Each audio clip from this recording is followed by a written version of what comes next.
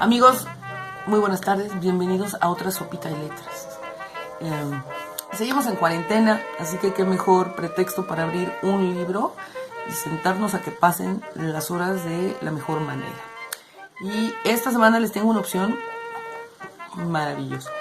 Si a ustedes de los que les gustan las novelas de amor, de misterio, de suspenso, de aventuras, intrigas, drama, donde los buenos son tan buenos que parecen santos y los malos son como Salinas de Gortari.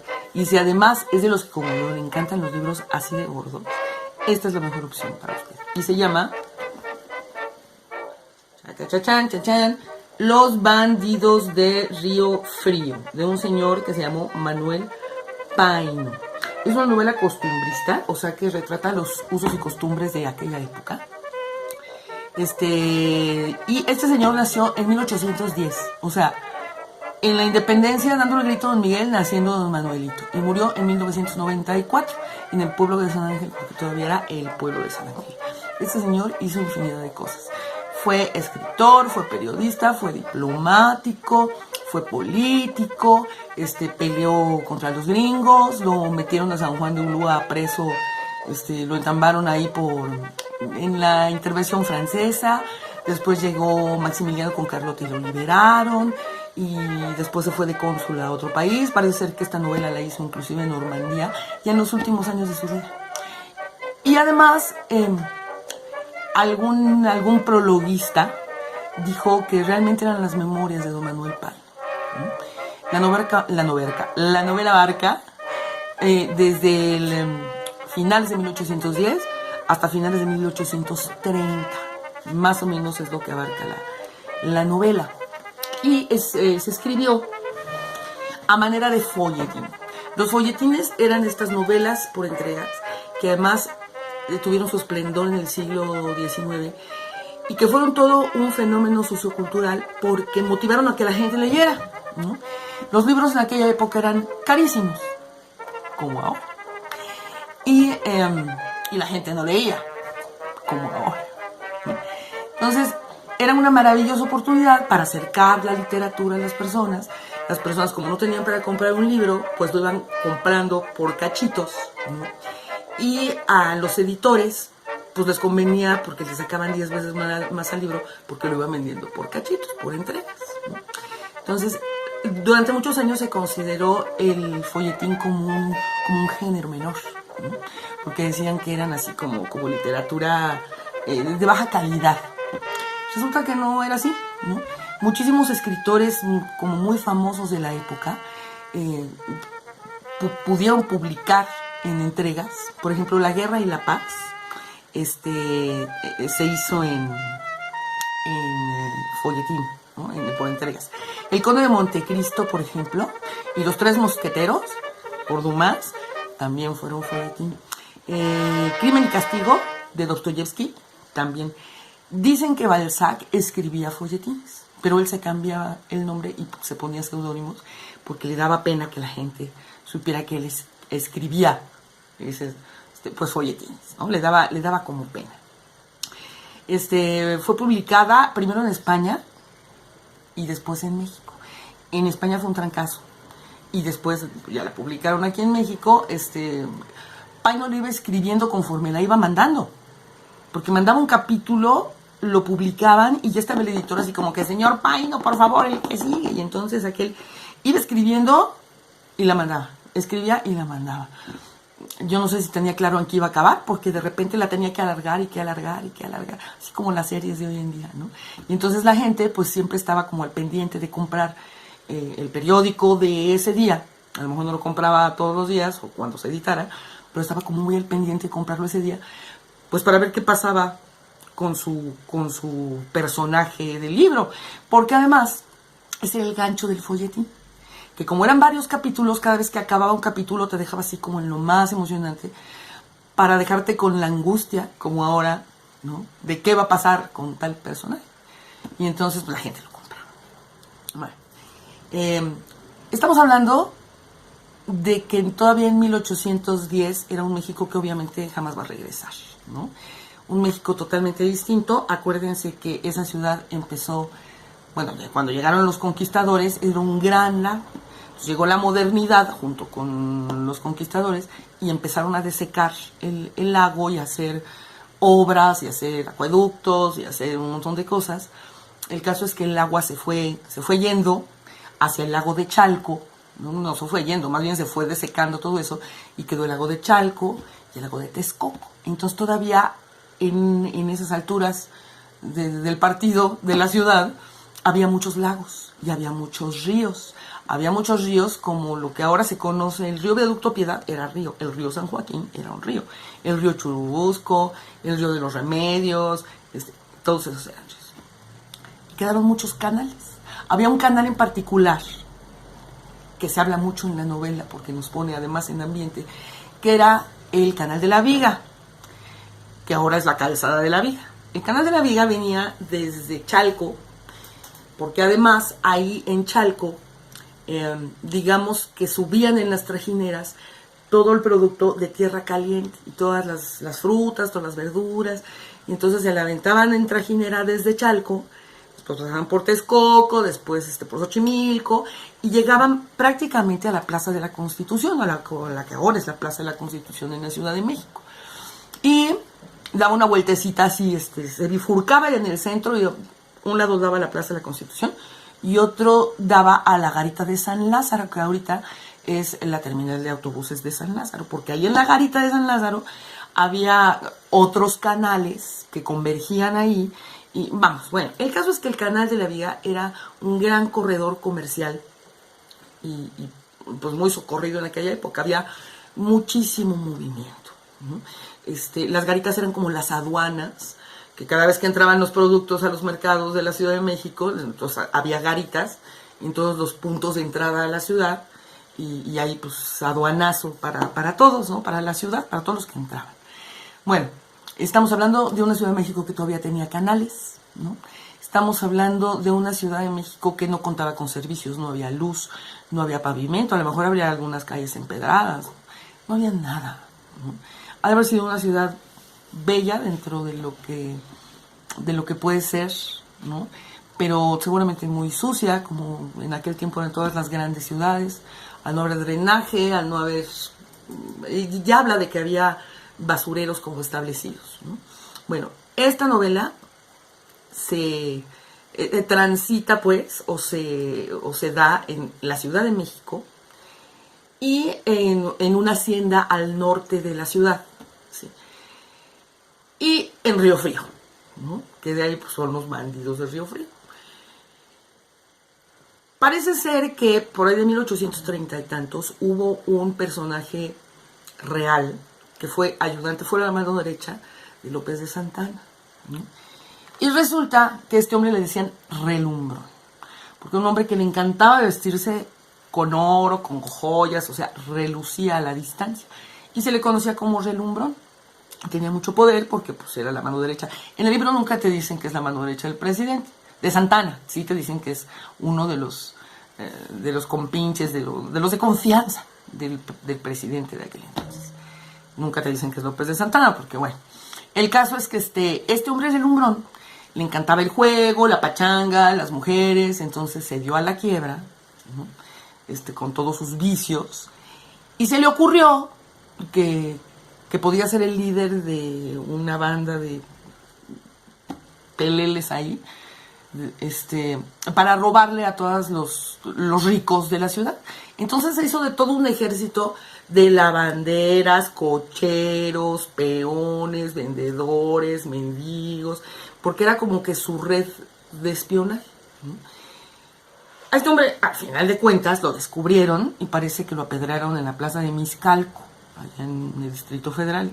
No es el Distrito Federal, es la CDMX. Bueno, entonces Paino se basa en esta historia para hacer Los bandidos de Río Frío.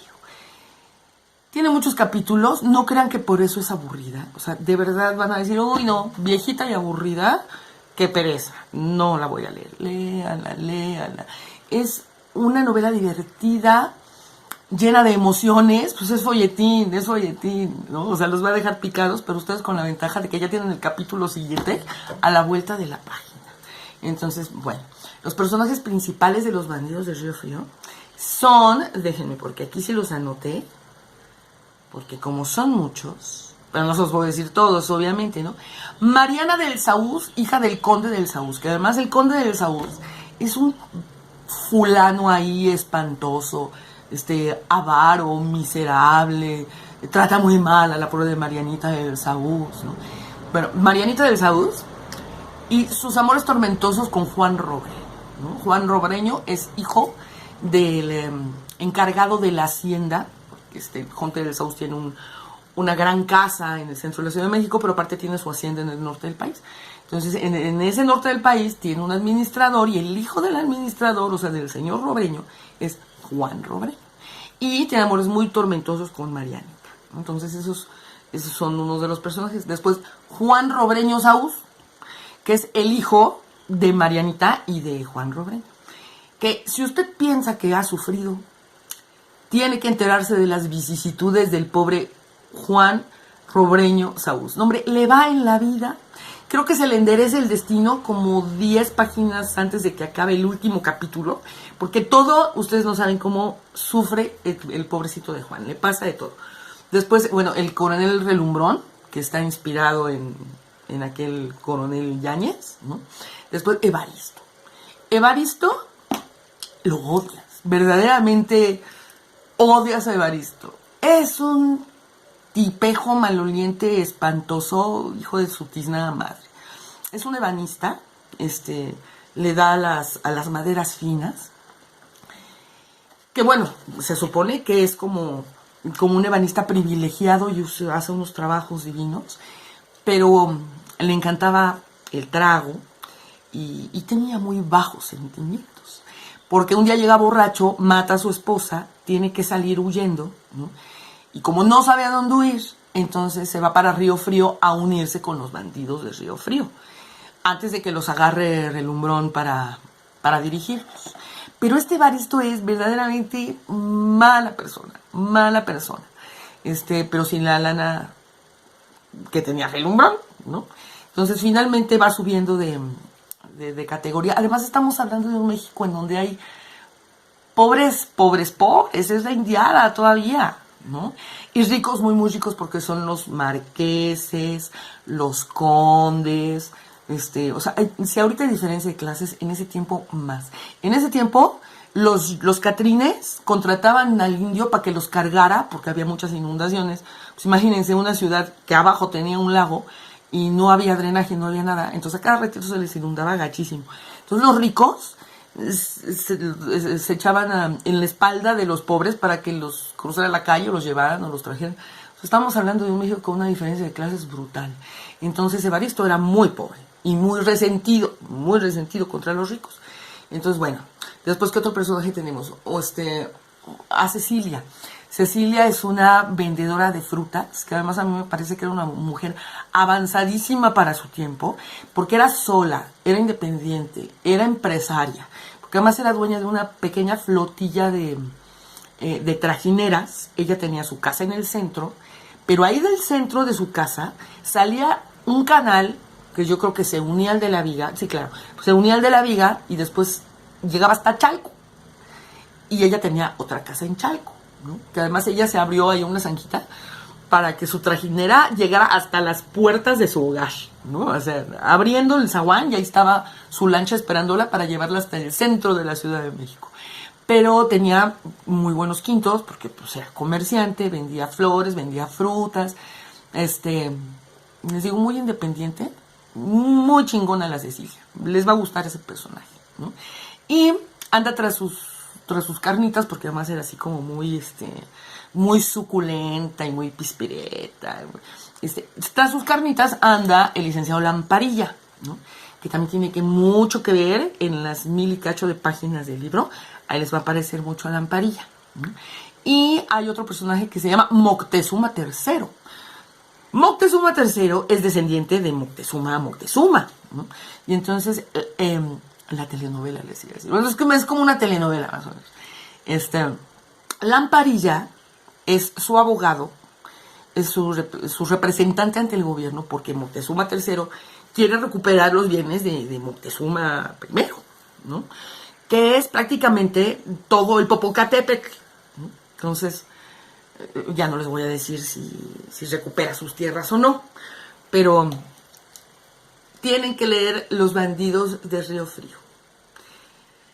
Su imaginación va a volar a otra época totalmente distinta. Además, Paino es tan excesivamente descriptivo. Hay un capítulo, ¿no?, que lo busqué y no lo encontré porque son pinche 1000 páginas, donde te dice que en una accesoria bajaban las arañas y te dice cómo bajaban las arañas, qué movimientos hacían, cómo jugaban con el niño, cómo movían sus patitas. O sea, te dice cómo movían las patitas las arañas, ¿sí? O sea, es increíblemente descriptivo, por lo tanto, es imposible que no te imagines ese mundo de 1810 a 1830 con un lenguaje maravilloso, rico. Se van a sentir como en serie de televisión bien hecha, imaginándose absolutamente todo lo que pasa en esa época, en este México maravilloso. Lean, por favor, lean. Manuel Paino también escribió El Fistol del Diablo, que después otro día platicaremos sobre El Fistol del Diablo. Entonces, por favor, suscríbanse. Denle a la campanita. Ya me dieron todas las instrucciones de lo que tengo que decir. ¿Qué hay que darle a la campanita? Bueno, primero se tiene que suscribir y después busquen una campanita por ahí y piquen en la campanita para que cada vez que haya una nueva sopita de letras les avise. Y después denle like. Si lo ven en Facebook, les agradeceré muchísimo que le den like.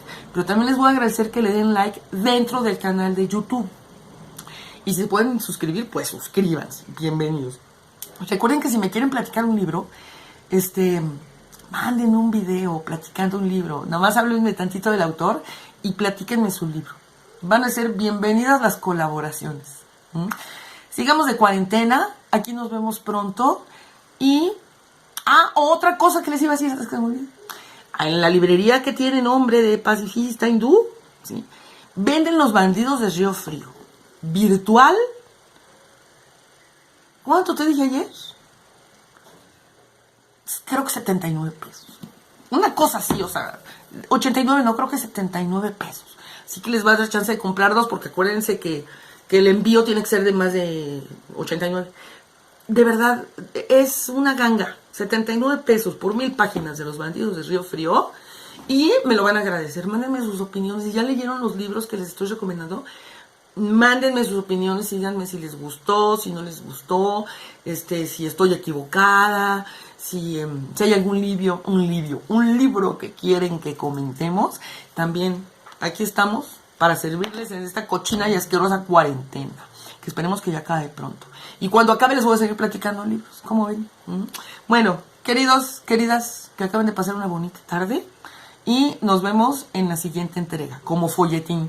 Nos vemos en la siguiente entrega de Sopita de Letras, leer para volar.